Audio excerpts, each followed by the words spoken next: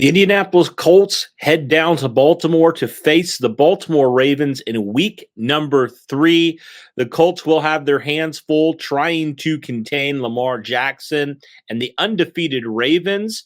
In today's episode, I wanted to discuss 3 keys to victory for the Indianapolis Colts if they hope to upset Baltimore in week number 3. Let's get to it.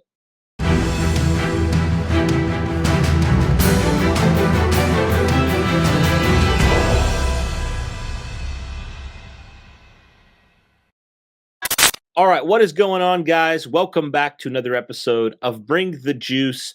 Cody here, and like I mentioned before, the Colts head down to Baltimore to face the 2-0 Baltimore Ravens. Potentially some weather in this game that might make things interesting. We will have to see on that if that indeed is a factor, if that is not a factor. Not 100% sure, but it could be a little bit messy down there. And coming into this game, the Colts right now are underdogs, expected to not come out victorious in this matchup. Again, Baltimore comes in 2-0, most recently against the Cincinnati Bengals, winning that game. And Baltimore comes in with a very good offense, very good defense, really just a well-rounded team altogether. And not even to mention, the coaching staff they have. We already know John Harbaugh and company. They make a very good coaching staff for the Baltimore Ravens. But when it comes to the Indianapolis Colts in this game, it's going to be an interesting one because I do feel like there are some matchups and there are some things and are some ways the Colts could potentially make things interesting in this game and potentially come up with the upset. And I wanted to talk about some of those keys to victory for the Indianapolis Colts. If they are able to do these things and do these things very well, they have a great chance to pull off the upset against Baltimore. The first thing we got to talk about is the line of scrimmage, right? The Indianapolis Colts have done a great job in the first 2 games of the season, really dominating the line of scrimmage on both sides of the ball. The offensive line has been very, very good, especially last week against Houston, of dominating the line of scrimmage. They struggled in week number 1 to run the football. Last week, Zach Moss nearly averaged about 5 yards a carry against the Texans. And so the Colts just have to dominate the line of scrimmage. They may be shorthanded with Ryan Kelly potentially not making the trip out to Baltimore, not being in this game due to a concussion. We'll see on that one. But regardless if it's Ryan Kelly or if it's Wesley French, the Colts need to continue to dominate the line of scrimmage, need to be able to really, set the run, be able to do that, protect Gardner Minshew. And then on the defensive side of things, they just need to be able, to do what they did against Houston and Jacksonville in terms of the defensive line.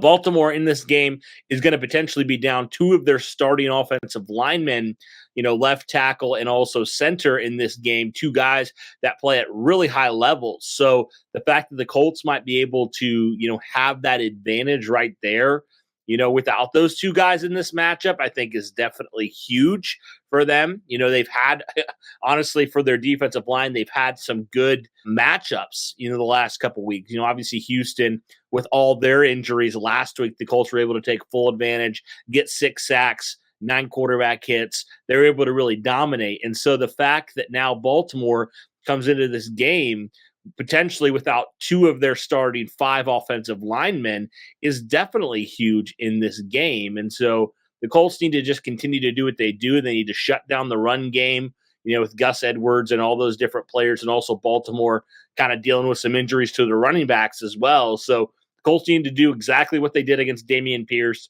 really limit his potential and really make Baltimore be one-dimensional, in a lot of ways. And I think the Colts have a great chance to do that, especially considering they are still extremely healthy right now in their defensive line. And so they have a great chance with a kind of a banged-up Ravens offensive line to, potentially get some pressure early and potentially shut down the run. So they just need to dominate the line of scrimmage, no doubt about it, on the offensive line and the defensive line. They just need to continue to be able to do that. And kind of the number 2, that kind of leads into my number 2 point, especially in the offensive line. They need to be able to dominate the time of possession. The Colts have done a good job of being able to do that, especially last week, being able to run the football, with Zach Moss. And we'll see with Trey Sermon if he's the running back 2 if they promote him from the practice squad, kind of how that shakes out. But Zach Moss, going to be the lead guy for the Colts this week, and they need to really be able to run the ball and do it effectively. Baltimore has a pretty good run defense so far, and they just need to be able to dominate that time of possession. They need to be really good on things like third down. Right, they really struggled in week number 1 against Jacksonville. They need to really be able to do that, especially potentially being shorthanded with Anthony Richardson, so you don't really have the threat of the run at quarterback. But the Colts need to be efficient in terms of that, and they were a lot better against Houston in that department. So they just need to extend drives, and their big reason why is just to keep the Ravens' offense off the field, right? The best way to beat some of those elite quarterbacks in the league, we've seen it, is just dominate the time of possession. Don't allow Lamar Jackson and company to be on the field for an extended period of time, because we've seen it firsthand. When you give Lamar Jackson multiple drives, he's going to make you pay for it. And so the Colts just need to really, in my mind, just not allow him to be on the field a whole lot. So get off the field on defense and then really just dominate on the ground, pound it time and time again against this Baltimore defense, and just continue to do that and continue to dominate that. That's kind of an extension of controlling the line of scrimmage, but within that, those sustained drives on offense, I think will go a long way. And the Colts can keep it a little more of a low-scoring game and really try to run the clock as much as possible, and keep Lamar Jackson and company on the sideline. That's their best chance there of really slowing down that Ravens offense. And then I think the third one for me, when it comes to the third key to victory here for the Colts in Baltimore, is the big plays.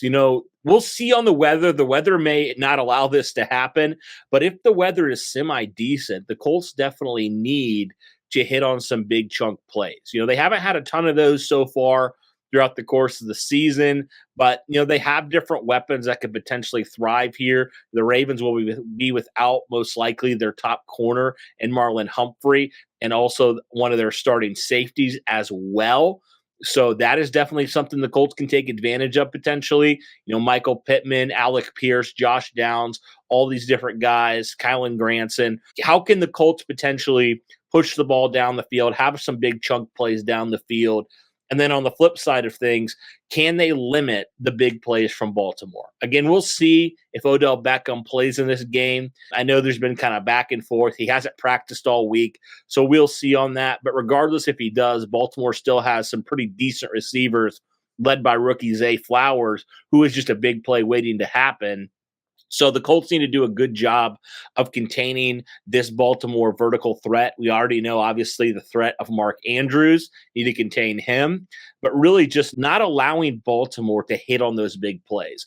Inevitably they're going to get a couple. They're just that good of an offense. But if you can do the most that you can do to limit those big plays as much as possible, and that comes down to things like controlling the line of scrimmage, if the Colts can get early pressure on Lamar Jackson and kind of force him into some inerrant throws, or they can contain him for the most part and really, do their best to try to stop those big chunk plays, they'll have a great chance in this game. And again, we'll see, because the secondary for the Colts really struggled a week ago against Houston.